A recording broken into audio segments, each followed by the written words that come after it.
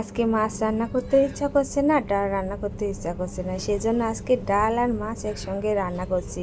তো আজকে মাছ আর ডাল কি করে রান্না করছি সেই ভিডিওটা আপনাদের দেখাচ্ছি। তো মাছ আর ডাল বলতে মাছের মাথা দিয়ে মুগ ডাল। তো কিভাবে রান্না করছি পুরো ভিডিওর সাথেই থাকুন, আশা করছি ভিডিওটি ভালো লাগবে। তো এই তো মুগ ডালগুলো আমি প্রথমে ভেজে নিলাম, আর এগুলো সোনা মুগ।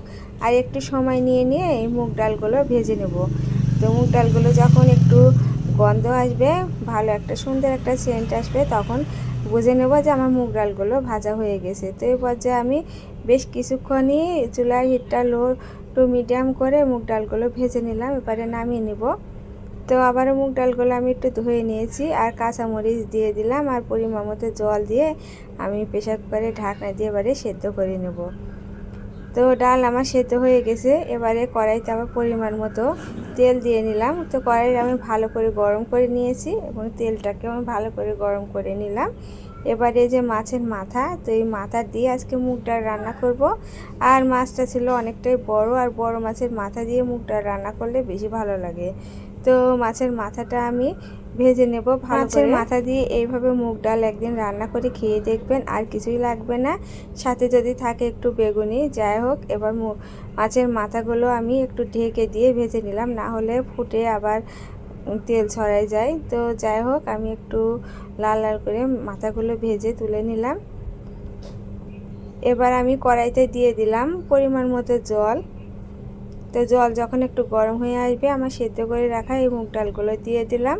তো মুগ ডালের আমি পরিমাণ মতো জলও দিয়ে নিলাম। তো জলটা আমি গরম জলই ব্যবহার করেছি। আর দিয়ে দিলাম লবণ আর হলুদ একটু গুলিয়ে দিলাম, না হলে উপরে ভেসে থাকতে পারে, সেজন্য। আর এবারে মাছের মাথাগুলো আমি দিয়ে একটু ভেঙে ভেঙে দিচ্ছি, আর এভাবে একটু নেড়ে চেড়ে তো রান্না করে নেব। আর উপরে যে ফেনা থাকে সেই ফেনাটা তুলে দিচ্ছি। আর এই ফ্যানটা তুলে দিলে কি হয়, ডালের কালারটা সুন্দর হয়, দেখতেও ভালো হয় এবং খেতেও ভালো হয়। তো এবারে আমি কড়াইতে আবারও পরিমাণ মতো তেল দিয়ে নিলাম। এই তেলটাকে আমি ফোড়নের জন্য দিলাম। তো এবারে দিয়ে দিলাম শুকনো মরিচ আর কাঁচা মরিচ, আর এবারে দিয়ে দিলাম দুইটা তেজপাতা। একটা তেজপাতা ছিঁড়ে আমি দুই টুকরো করে নিয়েছি। এবারে লাল লাল করে আমি ভেজে নিচ্ছি।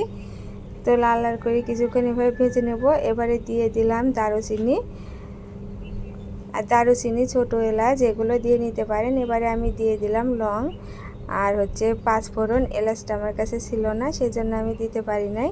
এবারে দিয়ে দিলাম আদা জিরা বাটা। তো আদা জিরা বাটা দিয়ে আমি কিছুক্ষণ ভেজে নেব। তো আদা জিরা দিয়ে একটু লাল করে ভেজে নিতে হবে, যাতে আদার কাঁচা গন্ধটা চলে যায়। সে পর্যায়ে আমি নেড়ে চেড়ে কিছুক্ষণ ভেজে নেব। তো যখন একটু লাল হয়ে আসবে, এবারে দিয়ে দিব ডাল।